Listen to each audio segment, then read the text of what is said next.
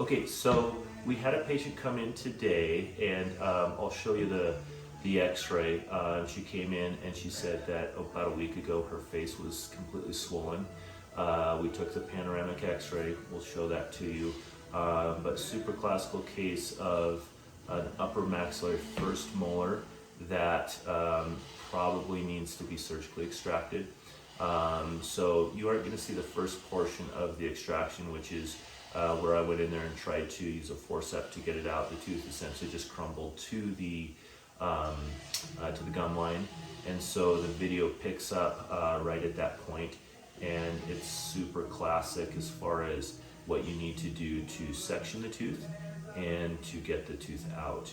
On a scale of 1 to 10, 10 being the hardest tooth in the world to get out, newer dentists, this is way up there. But as you gain experience, and hopefully with this video you can see a very predictable way to get these teeth out. My clinical stress during the whole procedure was almost zero. There might have been some times that maybe there was a little bit more stress as that mesial buccal root didn't come out as easily as I thought. The other portion was on the distal. It didn't come out like super easy, but I didn't really stress about it. It was just going super slow. Sometimes the slower that you take out teeth, the faster you take out teeth, just because you're not running into problems. So anyway, hopefully this video helps you get through some of those maxillary first molar extractions. The same technique can be used for maxillary second, although the anatomy of those three roots gets a little bit more troublesome just because they can be a little bit more fused, and so sometimes you're not able to trough all the way to the intraradicular area. I think another thing that you should notice is how I did the palatal anesthesia. I wasn't going to give her palatal anesthesia until she essentially asked for it, and then I was trying to be just as kind as possible while I was giving her the palatal anesthesia, to kind of walk the patient through what I was doing, making sure that she actually wanted it, instead of just going at it at the very beginning of the procedure and then she has potential of never coming back. You'll see on the x-ray that we have a lesion on number 4. We're probably looking at a root canal. I know the lesion is kind of a little bit subgingival, but we'll see if we can help her out with that. As far as the procedure goes, something that you're going to run into all of the time. If you are a patient that's potentially thinking about coming in and having a tooth out, or you have a toothache like this, gives you an opportunity to see kind of what happens during an extraction and the methods that we use. There's a lot of thought that goes into every single hand motion, so that the entire procedure is as predictable as possible. Some complications, if you're not super careful, would be sinus involvement in this issue. If you're putting a ton of apical force or force towards the sinus cavity, you could perforate the sinus.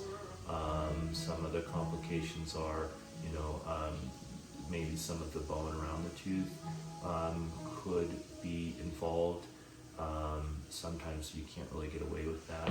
But anyway, that's how we take out a maxillary first molar. It's called a surgical extraction. So thanks for watching.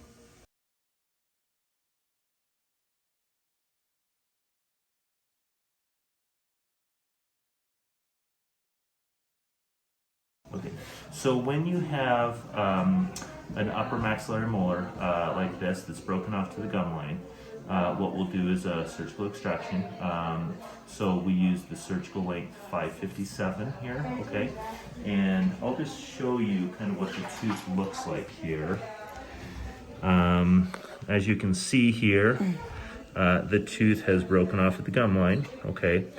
And in reality, sometimes this actually makes it easier, because if you're simply trying to use the forceps to get this out, it can be a little bit problematic. So the strategy here is that we are going to section the tooth into mesial distally here, okay, to separate the palatal root. And then we'll make one section from the mid palatal all the way through the buccal to separate the mesial buccal and the distal buccal canals, okay?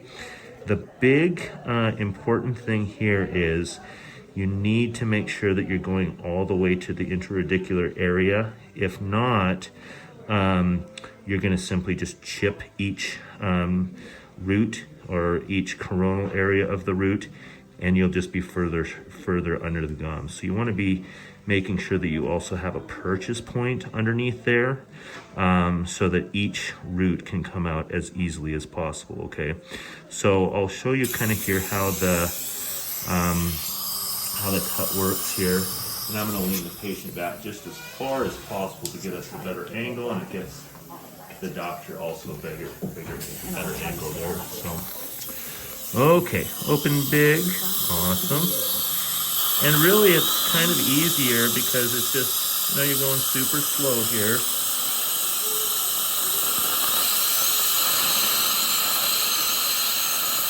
And you can see I'm just trying to be as protective as possible of the adjacent teeth. And I'm probably, 4 or 5 millimeters down at this point. And I'm just going super slow, making sure that I'm trying to get myself. Okay, so now we have the first cut, mesial distal, okay. And then I'm gonna go right to the mid, and I'm just gonna cut buccally.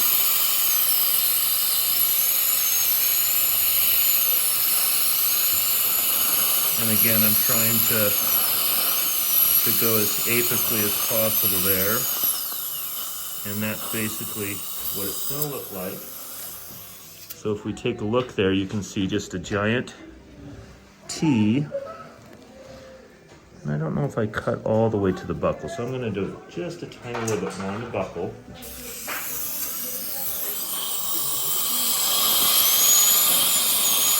And there we go, okay. So then, I'm gonna take the luxator here, okay, and I'm gonna use the 3 millimeter luxator here. This one is a little bit curved, you can see, but usually we're gonna use the straight. And then what I like to do is I'll go into the mid-palatal, or into that center one, and the patient's gonna hear just a little bit of a cracking noise. What is that? Those are the roots kind of separating, okay? And the best luxating forces are the tooth against itself. So when you're luxating that tooth right up against itself, any pain there? No, you're doing okay. And the important thing is when you are using the luxator, you want your hand position to be like this. You don't want your palm to be on here, and you're not doing any apical forces. You do not want the luxator to go apically and affect the sinus. So really your motion is more with that really soft hand movement. And then you're gonna come in here to the mesial buccal and just find that purchase point. And you're gonna just try to go as south or as apically as possible. Try to get that root out. And you can see it's starting to come out there. It's just a little bit of that force.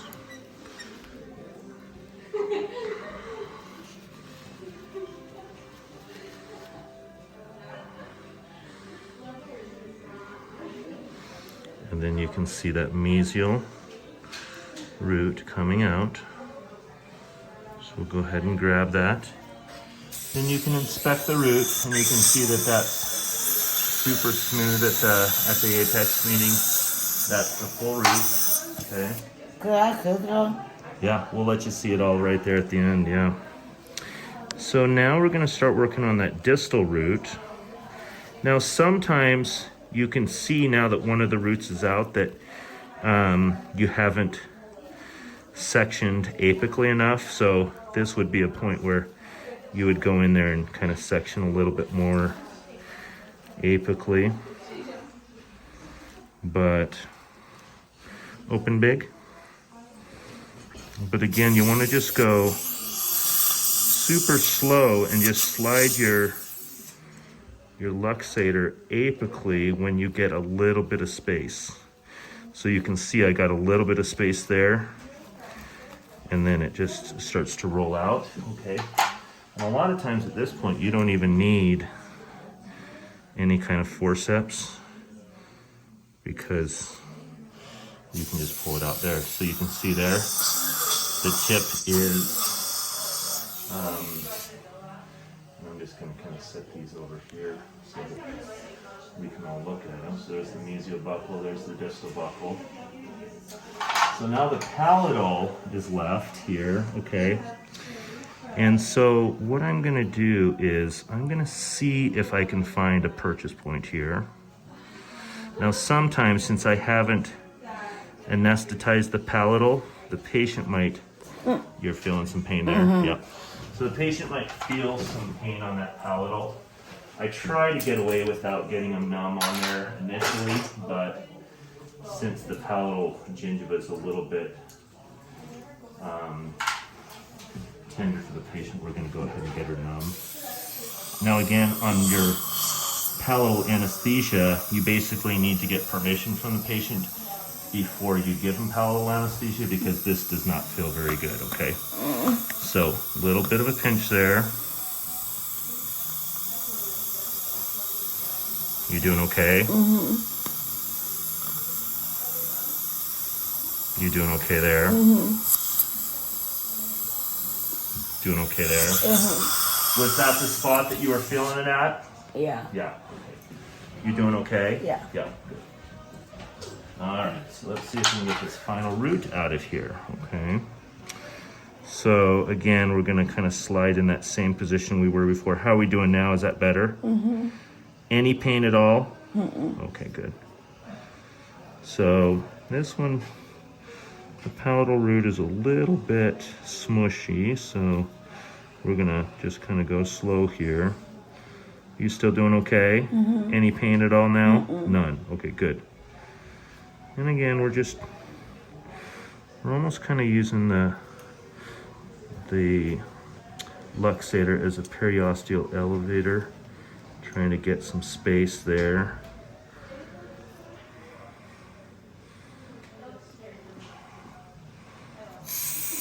And there's that little cracking noise. You doing okay? Just a weird noise, correct? No pain at all? Okay, good.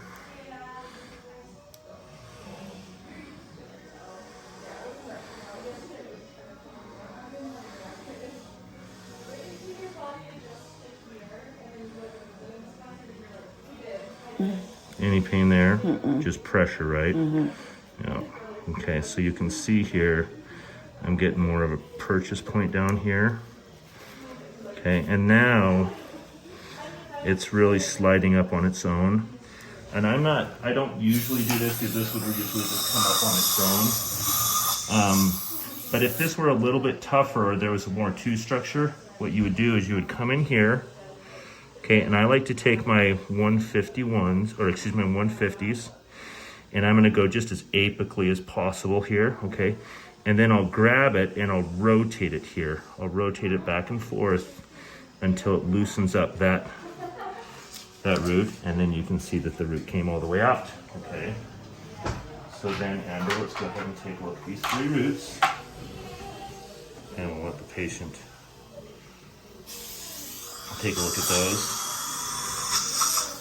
But we'll go ahead and have you bite down, okay? And the tooth is out. Thank you. Yeah, you did great. Awesome. And thanks. So here's our post-op instructions, okay? Here's some extra gauze. You're gonna swap that out after a half an hour. Throw that away after an hour, okay? And then here's your post-op instructions, so you don't have to remember anything that I tell you, okay?